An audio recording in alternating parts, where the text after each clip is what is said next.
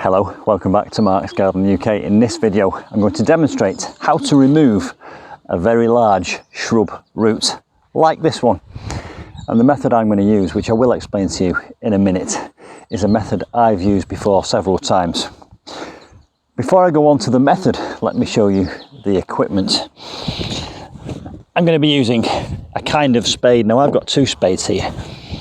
I've got a standard spade there, but I've also got a long handled Irish spade. There's a video about that on my channel, and I'm going to be using this one, and there's a couple of benefits to this one. It's got a longer handle, as the name implies, which means you can get deeper into the hole. It's also got a sharp point, which means all the pressure that you put with your foot on there goes to that point, and it cuts through the earth easier, and it will also cut through some of the smaller roots. So I'll be using that one, and I won't be using the standard one. I've already used the rake, and I've got in around the base of the root to clear it away. I wanted to make it as clean as possible around the bottom so that I can get access with the spade. I've got some loppers. Now these I've used at the top, but I'll also use at the bottom, because every time I come to a root I'll lop through it. And what I'll find, there will be some radial roots going out sidewards, and then underneath there'll be a couple of tap roots going down. So I'll be using those as I dig down. I've also got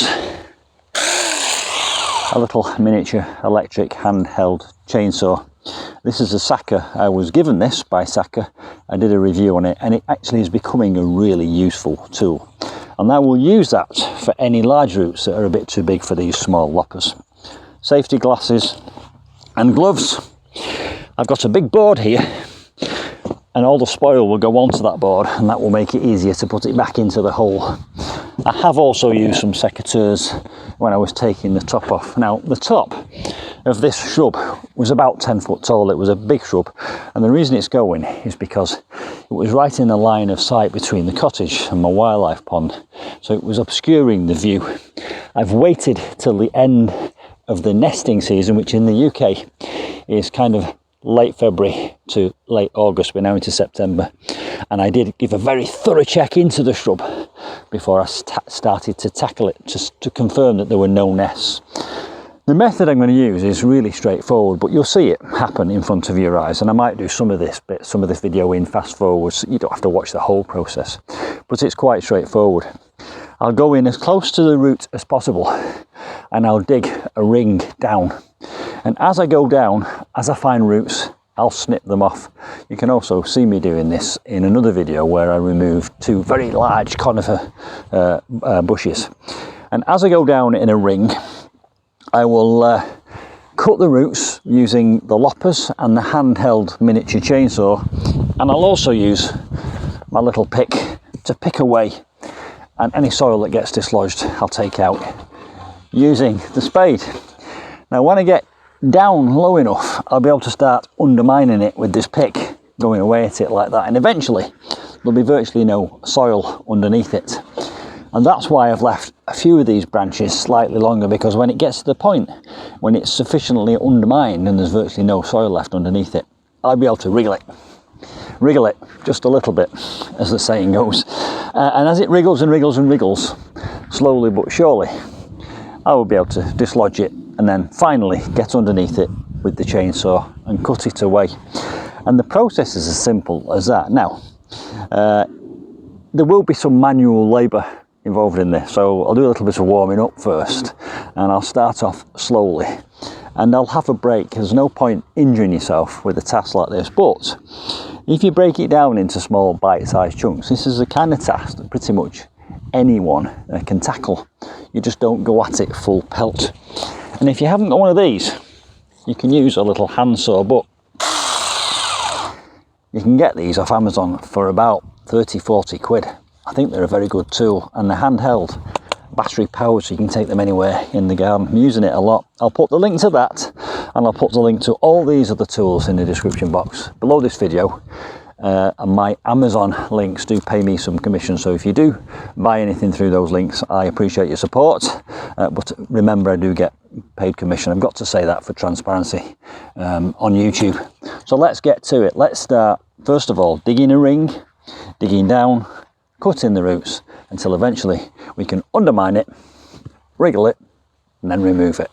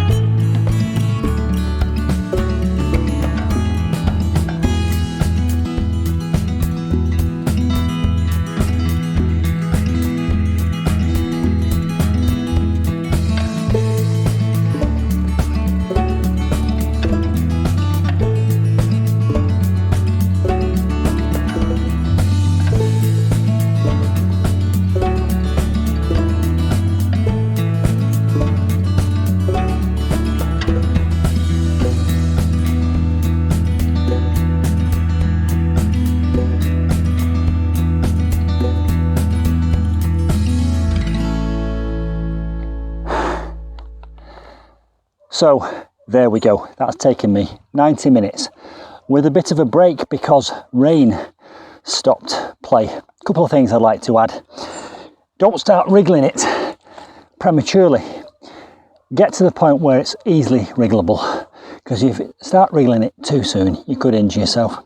Another point, do wear your safety goggles if you're using a powered tool like this mini chainsaw. I kept forgetting to put them on. That's naughty. You must wear safety goggles. Also, if you need to do any adjustments to that while you're using it, take the battery off so that you don't accidentally turn it on. Still a little bit out of breath now. During the course of that, I was buzzed by several insects and they really annoy me, especially when I'm trying to work hard and they're getting in front of my face. This is my secret weapon against insects. It's a product by Avon called Skin So Soft. Now you may have heard of it because it's a moisturizer, but it's also a brilliant insect repellent. I take it on holiday with me, so I went and got the Skin So Soft and I sprayed it all over my clothes and on my hair. Avoid your eyes, clearly, and those insects disappeared in seconds. I'll put the link to that in the description box below this video, as I will all the other tools. Keep hydrated. I'm now going to get a lovely glass of water and then I'll come back and fill the hole in. I'll put my fill in the hole in at the end of this, but it's just a question of shoveling all that spoil back in the hole. I'm tempted to make another fish pond. Anyway, hope you've enjoyed that. Hope it's been informative. If you have enjoyed it, please do hit the like button and share it if possible, and comment below, because that will please the algorithm. I'm absolutely sweating buckets. I think I've earned a sandwich. I'll see you soon for some more shrub root removal adventures. Bye for now.